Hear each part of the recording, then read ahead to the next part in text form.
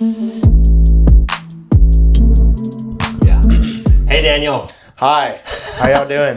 Good. How are you? Thanks for having me on the podcast. First time. Yeah. No, we're glad. So obviously me and Melissa are always here, but we have Daniel here. And Daniel, I've known you since you were a ring boy. And look at you now, bro. That's We're right. getting old. Yeah. time So flies. we decided to ask you to come on because me and Melissa were talking and we needed a personal trainer, right? And I was like, okay, who do I know that's a personal trainer? And I remember Daniel, and I showed Melissa your photo on Instagram. Melissa's like, oh, dang. Oh, yeah. Yeah, those are photos from a photo shoot that I did with a friend, and yeah, they turned out great. So, yeah, thanks for having me on. Yeah. Glad to help any way I can. Yeah. So Melissa, I want Melissa to talk about this now because we are trying a no excuses type of challenge, right? Because everyone keeps giving me excuses about exercising. That's right. Yeah, we just want people to realize how accessible exercise can be. You don't have to go to a fancy gym or have special equipment. The point is to move your body, and you can do it anywhere. And that's kind of what we're trying to get people to realize. We're going to do a little 4-week challenge, I think, just to let people see what it's like to incorporate movement into their day. And so that's why we need your help, just to kind of, we want something that's easy for people to do at home and with little or no equipment. Yeah, I think that's a wonderful idea that you guys are coming up with, especially because I feel like one of the biggest barriers to exercise is the commute to a fitness facility. Other barriers are like paying for the fitness facility, and then other just things that people don't talk about, like, especially if one of your clients is overweight, 300 pounds, they may have self-consciousness when they go to a gym, just fear of being judged. So yeah, I think this is a great idea. And yeah, you don't need all sorts of fancy equipment to be fit, to do exercise. So yeah, I think this is a wonderful idea that you guys are coming up with. Yeah, thanks, Daniel. Well, Daniel, real quick, what made you want to because you're Asian, so I know it's like doctor or engineer, but you decided to go into like personal training with, of course, physical therapy later. Right. But what made you so interested in personal training? Right. So I am currently, I'll be going to my 3rd year at Texas Tech University. I'm majoring in kinesiology. And yeah, in about 2020, in the midst of COVID, when everyone was locked up, I was a bit overweight. I didn't really have that much of an interest in like being super fit or being a bodybuilder or whatever. But I remember that I had so much time on my hands, and my oldest brother asked me to go on a run with him and to run just 1 mile, something I had never done before. And I was like, okay, we'll do it. And I almost nearly died. But I was so proud of myself for running that mile. It was the first time I ever did it. And every day after that, for I feel like 3 months, I ran a mile, and it was great. And once gyms started opening up that summer, I had no idea what I was doing. And I benefited so much from people seeing that, what is this kid doing in the gym? He doesn't hardly know anything about form or anything. So I benefited so much from the strangers, my older brothers helping me with diet, exercise, just teaching me all that I needed to know to start off. And I benefited so much from them. So I knew that I wanted to help other people in their fitness journeys and kind of keep it going, helping beginners in the gym as well and in their fitness journeys. I knew the best way I could do that and get some money off of it was to become a personal trainer. So I studied for personal trainer certificate, and I've applied to gyms and got accepted as a trainer. Here you go. Yeah, that's awesome. Thanks. Yeah. So, well, Daniel, let's start with this. How do you approach, let's say someone who's brand new like you, how do you approach someone who goes to the gym who has absolutely no clue what they're doing and they're like, hey, dude, I need some help? How do you, I guess, initially evaluate them? Right. So at my job, I have clients from all different ages, sizes. I get women and men. So yeah, I definitely get a lot of beginners, which is understandable as a personal trainer. And when I assess someone, I obviously like to ask them first what their fitness goal is. Usually it's to lose weight, to build some muscle, increase their quality of life, get some better range of motion, stuff like that, functionality, exercise, and stuff like that. And yeah, from there, I have like a base, kind of base exercises that I like to put all my clients through, just like basic like squats, overhead presses, overhead squats, stuff like that, that aren't super challenging, but will definitely put them through something that they've never probably done before. And yeah, it's like just good beginner exercises. And I like to stay with these base exercises and just add resistance from there. I don't like to do anything super fancy. If you see me in the gym, I do the same exercises every time, but just increase the type of, weight or reps after each workout. Wow. Yeah. Yes.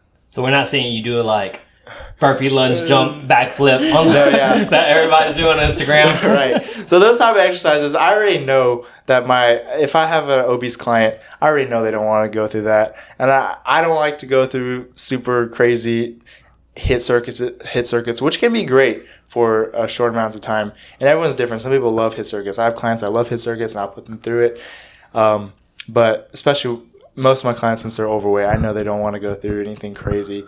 Neither do I. So I stick with the basics, and sometimes simple can be better. Yeah, anything I think that's accessible to people will be something that they can stay consistent with and actually follow through with. Right. Yeah. I totally agree with that. Simple is better, something that you can stick with. Yeah, absolutely. So it sounds like, one, I'll talk to Melissa here. Melissa, you started weight training because, we've talked about it in other podcasts. You started realizing, I think Daniel brought up the quality of life. If you want to be able to carry your suitcase across the airport and put in overhead bin, you need some strength. If you want to do that at 60, you got to be able to do some lifting at 40, and so obviously you started weight training. How do you feel now in your body after training for some time?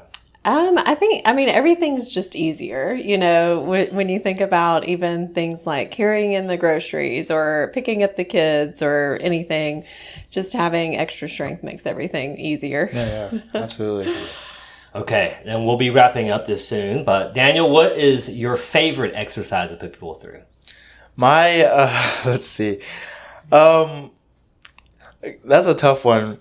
I love every exercise, but one exercise that I like to put my clients through that they all seem to love is overhead press. It does require some equipment, but especially for my ladies, a lot of ladies don't really have a lot of experience in weightlifting, but once I get them in this upper body movement, and they just love the feeling of using the shoulders. And yeah, a lot of times can be this stigma that weightlifting is only for super muscular men, but no, yeah, I think the overhead press is a very simple but challenging exercises that both genders can try at all ages as well.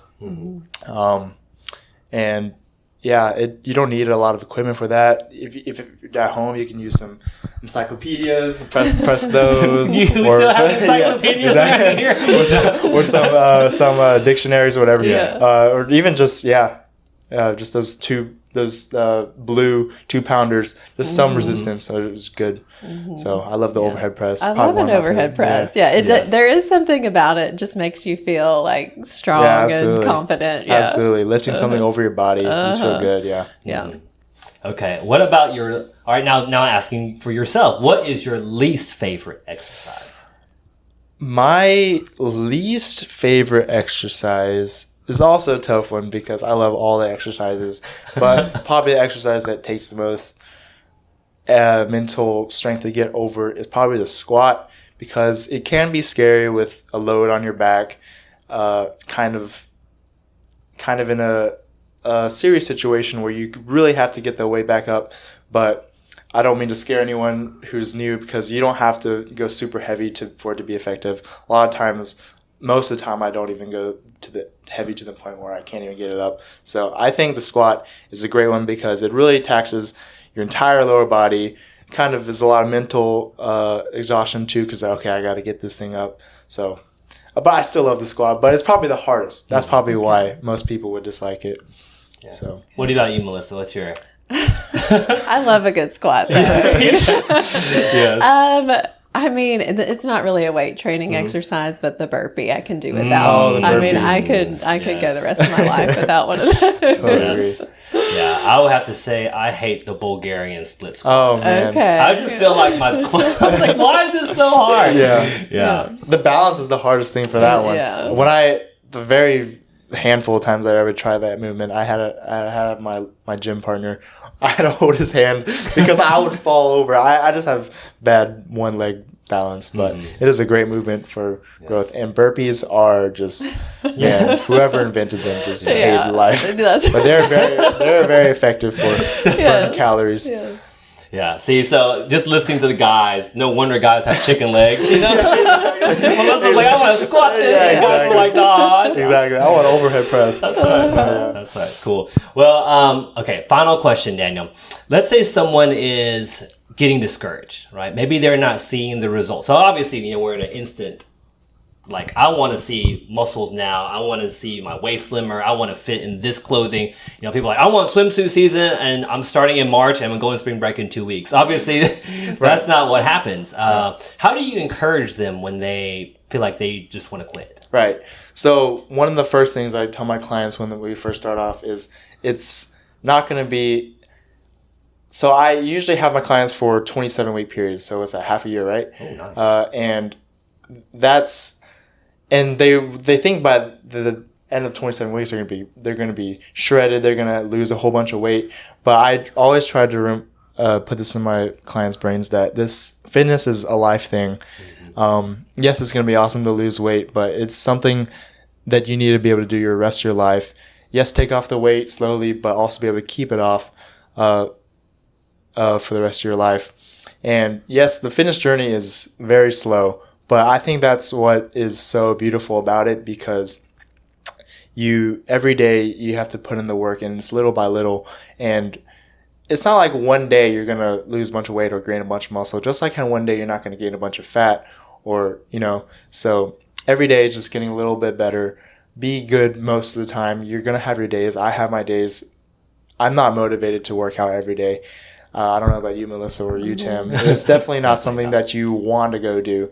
But once you realize and see the benefits of exercise and how important it is, then you can kind of fall in love with the process. And despite the feeling of, I don't have motivation right now, you still kind of make yourself do it because you see the benefits. And like I said, you mentioned earlier, do exercises that you think you can do forever, that you can enjoy. Once you start to kind of fall in love with the process and do exercise that you enjoy, you kind of look forward to go to the gym or just go on a walk or do anything that is kind of becomes part of your routine and something that you kind of feel like you have to do.